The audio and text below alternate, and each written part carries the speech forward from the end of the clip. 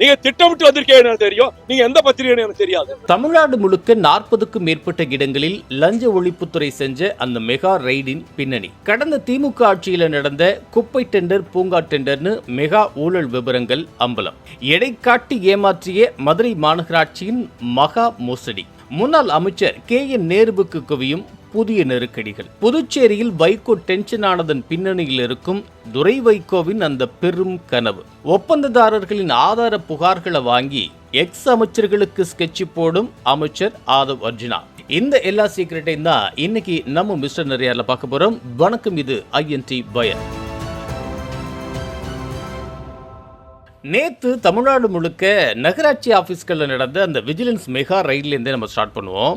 ஜூலை 3ஆம் தேதி வெள்ளிக்கிழமை அன்னைக்கு யாருமே எதிர்பார்க்காத நேரத்தில் தமிழ்நாட்டோட 40க்கும் மேற்பட்ட இடங்கள்ல இருக்கிற மாநகராட்சி, நகராட்சி, பேரூராட்சி நிர்வாக அலுவலகங்கள்ல தமிழ்நாடு லஞ்ச ஒழிப்புத்துறை சும்மா அதிரடியான மெகா ரைடு நடத்தியிருக்கு. மாநகராட்சி, நகராட்சிகள்ல ஏகப்பட்ட ஊழல் நடக்குதுன்னு தொடர்ந்து புகார்கள் போயிட்டே இருந்த நிலைமையில தான் இந்த ரைடு நடந்திருக்கு. வெறும் புகார்கள் போனா மட்டும் இந்த அளவுக்கு ஆக்ஷன் பாயுமான்னு கேட்டா நிச்சயமா இல்ல. அதுக்கு பின்னாடி ஒரு பெரிய அரசியல் இருக்கு. இப்போ இந்த நகராட்சி நிர்வாகத்துறை நம்ம முதலமைச்சர் விஜய் வசம் தான் இருக்கு. அமைச்சரவை இலாக்காக்களை ஒதுக்குறப்பவே இந்த துறையில தான் அதிக ஊழல் நடக்க வாய்ப்பு இருக்குன்னு தெரிஞ்சு முதல்வர் விஜய் இதை தன்னோட வசமே வச்சுக்கிட்டார். ஆட்சிக்கு வந்ததும் ஒவ்வொரு துறை ரீதியா ஆய்வுக் கூட்டம் நடத்தின முதலமைச்சர் நகராட்சி நிர்வாகத்துறை பத்தியும் முழுசா எக்ஸ்ரே பண்ணியிருக்கிறார். அதுக்கு அப்புறமா கடந்த 5 வருஷத்துல இந்த துறையில என்னென்ன முறைகேடுகளா நடந்திருக்குன்னு ரொம்ப விலாவாரியா புள்ளி விவரங்களோட எனக்கு ரிப்போர்ட் வேணும் அப்படின்னு அதிகாரிகளுக்கு ஸ்ட்ரிக்டா உத்தரவு போட்டிருக்காரு. இந்த உத்தரவுக்கு இணங்க கடந்த சில வாரங்களா சீக்ரெட்டான ஆல் ஃபைல்களை தோணுன அதிகாரிகள் முதலமைச்சர் விஜய் கிட்ட சும்மா அதிர வைக்கிற அதிர்ச்சி ரிப்போர்ட் ஒன்று கொடுத்திருக்காங்க. அதாவது கடந்த திமுக ஆட்சியில KN நேரு அமைச்சரா இருந்தப்போ இந்த நகராட்சி நிர்வாகத்துறையில் நடந்த ஒவ்வொரு டெண்டர்லையும் பயங்கரமான ஊழலும் போலி பில்களும் எக்கச்சக்கமா இருக்குன்னு அதிகாரிகள் ரிப்போர்ட் கொடுத்திருக்காங்க.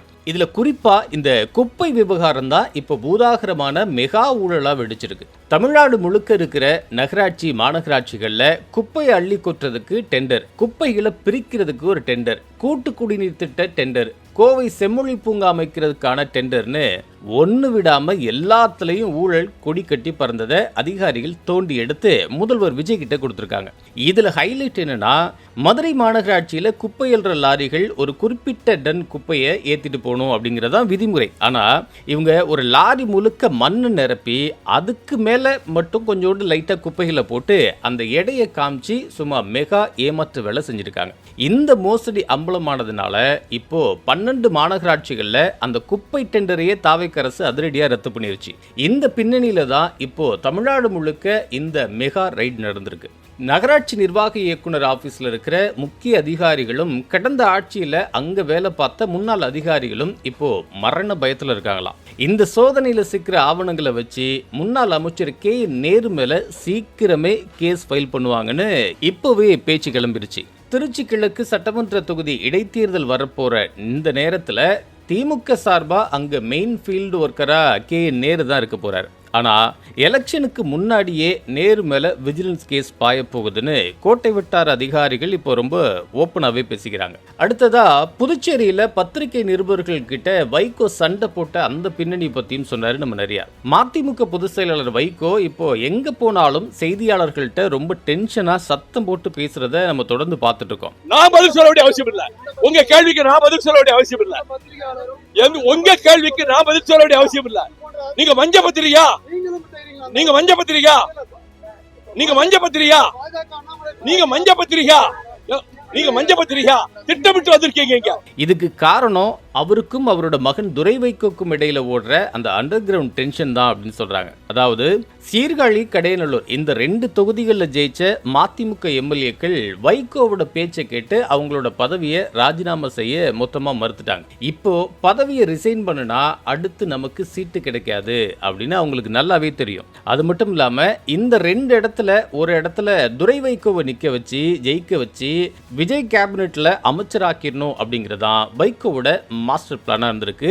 அப்படி துரை வைகோ அமைச்சராகிட்டா நாங்க திமுக தயவுல ஜெயிச்ச திருச்சி MP பதவியை ஓப்பனா ரிசைன் பண்ணிட்டு வந்துட்டோம் அப்படின்னு பெருமையா காலர் தூக்கி விட்டு பேசிக்கலாம். ஆனா வைகோவோட இந்த பிளானுக்கு அந்த 2 எம்எல்ஏக்களும் முட்டுக்கட்டை போட்டு நேரா திமுக பக்கமே சாஞ்சதுனால அந்த டென்ஷன்ல இருந்து வைகோவும் துரை வைகோவும் இன்னும் மீளவே முடியாம தவிச்சிட்டு இருக்காங்களாம்.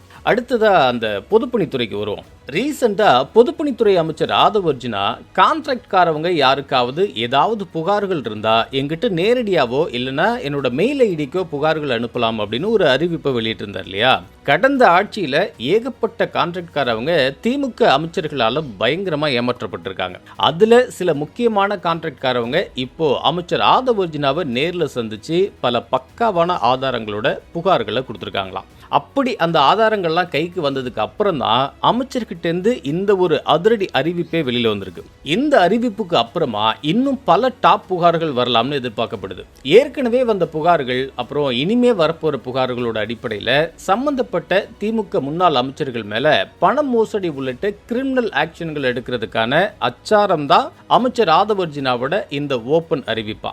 இன்னைக்கு நரியார்கிட்ட இருந்து வந்து அத்தனை ஹாட் கோட்டை மற்றும் லஞ்ச ஒழிப்புத்துறை இன்சைட் சீக்ரெட்ஸ் எல்லாத்தையுமே உங்ககிட்ட ஷேர் பண்ணிட்டோம். தமிழ்நாடு முழுக்க 40க்கும் மேற்பட்ட இடங்கள்ல லஞ்ச ஒழிப்புத்துறை நடத்தின இந்த மெகா ரைடு இது விஜய் ஆட்சியில தொடர்ந்து நடக்குமா? திருச்சி கிழக்கு இடைத்தேர்தலுக்கு முன்னாடியே KN நேரு மேல லஞ்ச ஒழிப்புத்துறை வழக்கு பாயுமா?